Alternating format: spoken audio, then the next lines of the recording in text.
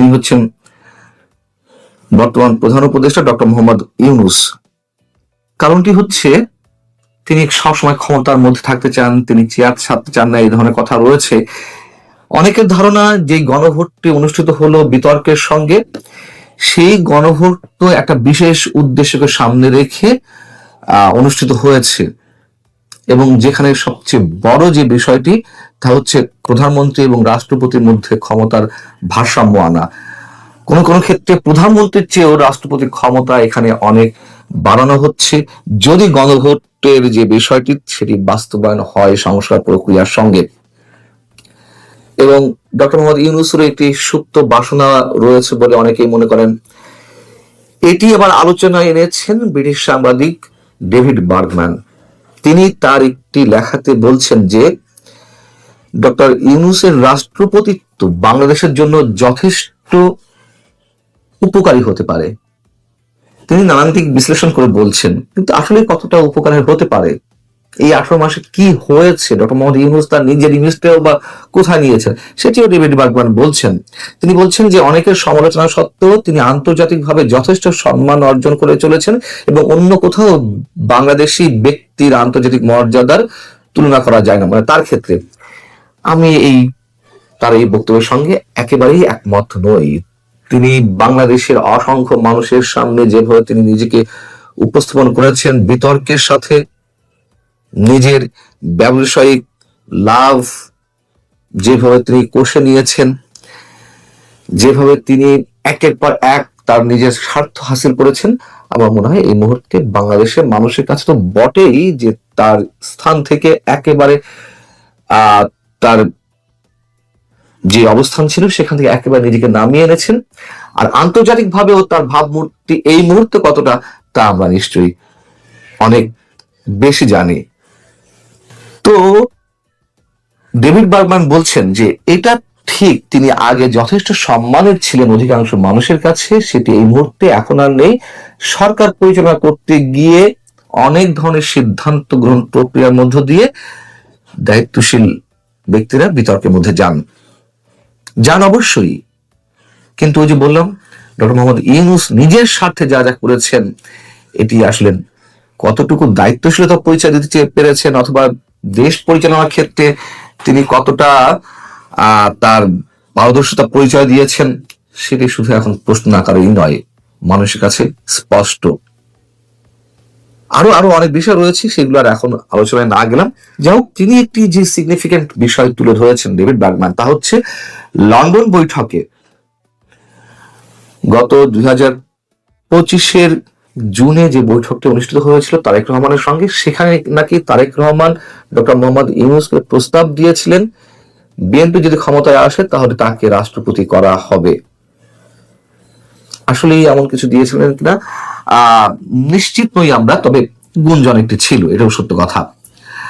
কিন্তু David Bergman বলছেন, যেটি প্রথমে বলছিলাম, যে গণভোট অনুষ্ঠিত হয়েছে তার মাধ্যমে যদি সংস্কার প্রক্রিয়া সম্পন্ন হয় সেক্ষেত্রে রাষ্ট্রপতির ক্ষমতা অনেক বেশি বেড়ে যাচ্ছে। সেই জায়গা থেকে তারেক রহমান এখন আর নিজে ইন্টারেস্টেড নন ডক্টর মোহাম্মদ ইউনূসকে কেন্দ্র করে রাষ্ট্রপতির বিষয়টি চিন্তা ভাবনা করার। এবং নিঃসন্দেহে আমি মনে করি তারেক রহমান এই ধরনের কোন সিদ্ধান্ত নিল, অর্থাৎ ডক্টর মোহাম্মদ ইউনূসকে যদি রাষ্ট্রপতি পদে বসানোর চিন্তা ভাবনা করেন বা সিদ্ধান্ত নেন, অবশ্যই প্রথমেই অনেক বড় ভুল একটি সিদ্ধান্ত তিনি নেবেন। যদি ডক্টর মোহাম্মদ ইউনূসের বিষয়টি একেবারে বাদ দিই, তাহলে যেটি জানা যাচ্ছে দলের মধ্য থেকে রাষ্ট্রপতি পদে একাধিক ব্যক্তির নাম শোনা যাচ্ছে। তার মধ্যে এক নম্বরে রয়েছেন দলের বর্তমান মহাসচিব মির্জা ফখরুল ইসলাম আলমগীর।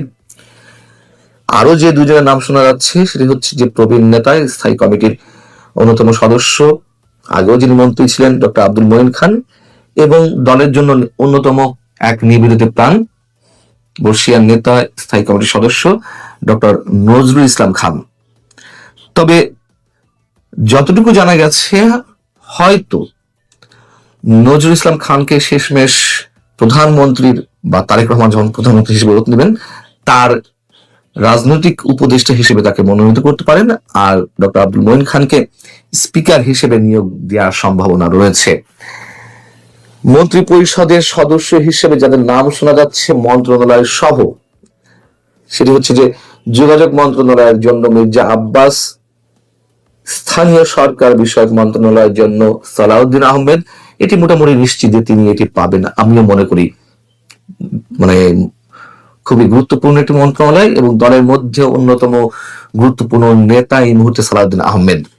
আমির খসরু মাহমুদ চৌধুরীকে দেওয়া হতে পারে বাণিজ্য মন্ত্রণালয় এবং নমা এহসানুল হক মিলনকে শিক্ষা মন্ত্রণালয়ের দায়িত্ব দেওয়া হতে পারে। নিঃসন্দেহে ডক্টর এহসানুল হক মিলন তিনি যখন শিক্ষা প্রতিমন্ত্রী ছিলেন অবশ্যই তিনি যথেষ্ট সফলতা পরিচয় দিয়েছেন, এই কথা আমাদের স্বীকার করতেই হবে।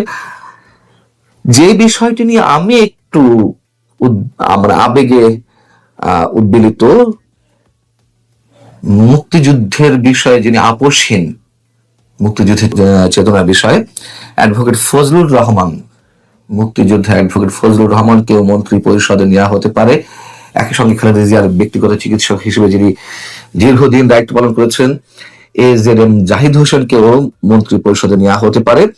গয়েশ্বরচন্দ্র রায়, ইকবাল হাসান মাহমুদ টুকুর নামও শোনা যাচ্ছে।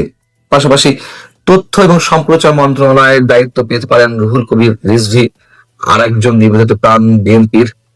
জনপ্রশাসন মন্ত্রণালয় ইসমাইল জবিউল্লাহ টেকনোক্রাট মন্ত্রী হিসেবে তিনি যুক্ত হতে পারেন। তারেক রহমানের পররাষ্ট্র বিষয়ক উপদেষ্টা হুমায়ুন কবির তিনি পররাষ্ট্র প্রতিমন্ত্রী হিসেবে শপথ নিতে পারেন টেকনোক্রাট মন্ত্রিত্বের জায়গায়।